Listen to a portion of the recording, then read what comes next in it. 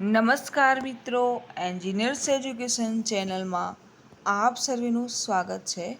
તો મિત્રો, આજે આપણે ધોરણ 4નો વિષય ઇંગ્લિશનું યુનિટ 1 લેટ સેલિબ્રેટના સ્વાધ્યાયન પોથીના પ્રશ્નોના જવાબ મેળવીશું. તો ચાલો શરૂ કરીએ. Activity 1, sing and enjoy. Zoom zoom zoom, we are going to the moon. Zoom zoom zoom, we are going very soon. If you want to take a trip, climb aboard my rocket ship. Zoom, zoom, zoom, we are going to the moon. 10, 9, 8, 7, 6, 5, 4, 3, 2, 1, blast off. હવે આ પોએમને આધારે અહીંયા પ્રશ્નો હશે જેના જવાબ મેળવીશું. Activity 2, find out the rhyming word from the rhyme. તો મૂનનું થશે શું અને ટ્રીપનું થશે ship. Activity 3, arrange the following word in the alphabetical order. તો અંગ્રેજી શબ્દકોશના પ્રમાણે તમારે જે વર્ડ છે તે ગોઠવવાના છે. તો વર્ડ આપેલા છે ઝૂમ, ક્લેમ, સોન, રોકેટ અને અબોર્ડ. તો પ્રથમ આવશે અબોર્ડ, બીજું આવશે ક્લેમ, ત્રીજું આવશે રોકેટ, ચોથું ઝૂમ, સૂન અને પાંચમો શબ્દ આવશે ઝૂમ. આગળ જોઈએ.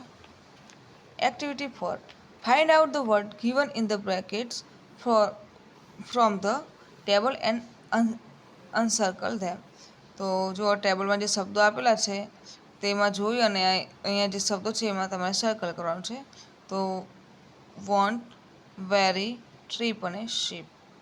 બરાબર, રાઈટ કરેલા છે આપણે. આગળ જોઈએ.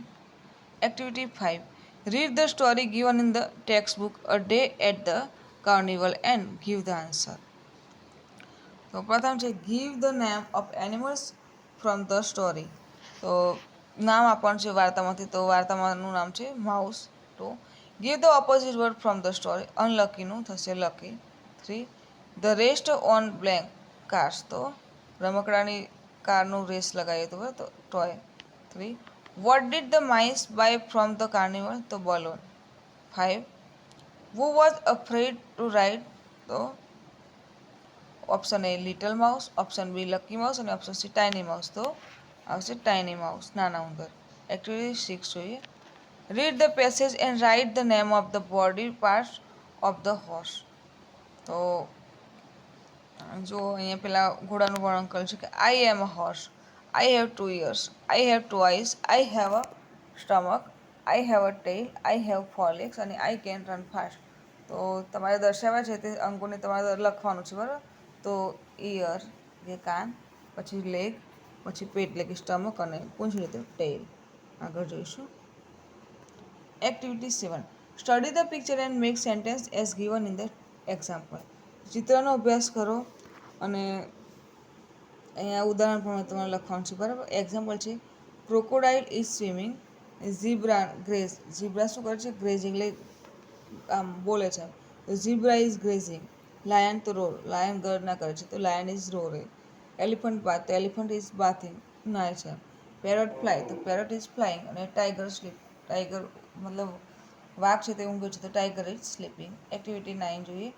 Study the picture and fill in the blanks. તો ચિત્ર જુઓ અને ખાલી જગ્યા પૂરવાનું છે. ખાલી જગ્યાના શબ્દો છે benches, railway station, train, passengers અને ડિસ્પ્લે બોર્ડ. તો ફકરો વાંચીશું અને પૂછીશું. Last Sunday I visited a railway station. There was a train on the platform. There were many passengers at the station. There were 2 benches. There was a display board at the station. આગળ જોઈએ. Activity 9, study the picture and make sentence as given in the example. ચિત્રનો અભ્યાસ કરો અને ઉદાહરણ પ્રમાણે વાક્ય લખવાના છે. તો એક્ઝામ્પલ છે આઈ હેવ અ બોટલ. જુઓ, બોટલનું ચિત્ર આપેલું છે. બીજું ચિત્ર છે કોસ્કાનું. તો એક્ઝામ્પલ છે કે I do not have a cup. મારી પાસે બોટલ છે, મારી પાસે કાંસકો નથી, બરાબર. હવે પેન્સિલનું ચિત્ર છે અને દફતરનું ચિત્ર છે. તો I have a pencil, I do not have a bag. બીજું દોડાનું ચિત્ર I have ball, I do not have a car. Activity 10 જોઈએ. Study the table and make sentence as given in the example.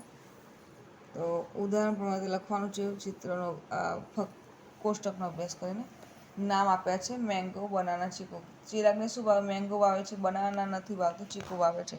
શીતલને શું ભાવે? Banana ભાવે, mango અને ચીકુ નથી ભાવતા. વિયા તો વિયાને પણ બનાના અને ચીકુ ભાવે છે, મેંગો નથી ભાવતા. કૌશલને શું ભાવે? તો મેંગો ભાવે છે, બનાના અને ચીકુ નથી ભાવતા. હરેશને બનાના ભાવે છે, મેંગો અને ચીકુ નથી ભાવતા. બરાબર? તો એક્ઝામ્પલ પ્રમાણે તમારે લખવાનું છે કે Chirag has a mango, he does not have a banana, he has a ચીકુ.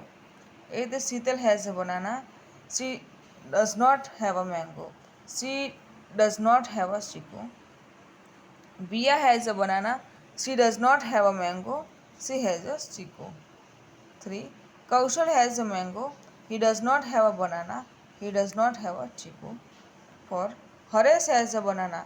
He does not have a mango. He does not have a chiku. Activity 11. Study the table and make sentence as given in the example. ટેબલનો અભ્યાસ કરીને તમારે પાછું ખાલી જગ્યા પૂરવાની છે. કૌંસમાંના શબ્દ છે nice to meet you,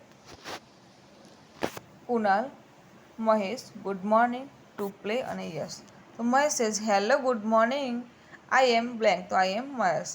Kunal says hello good morning, I am Kunal. Mahesh says nice to meet you, Kunal says nice to meet you. Mahesh says are you ready to play a game, Kunal says yes let's play. Activity 12 જોઈએ. Tick the correct word for each picture. તો ચિત્ર જોઈ અને તમારે કયો શબ્દ સાચું છે તે લખવાનું છે. તો જો ચિત્રમાં મોબાઈલ આપેલ છે તો બરાબર, તો અ પર્સ, અ સેલફોન અને ફોન. તો આ સેલફોન છે તો સેલફોન ઉપર રાઈટ ક્લિક કરવાનો. આગળ જોઈએ.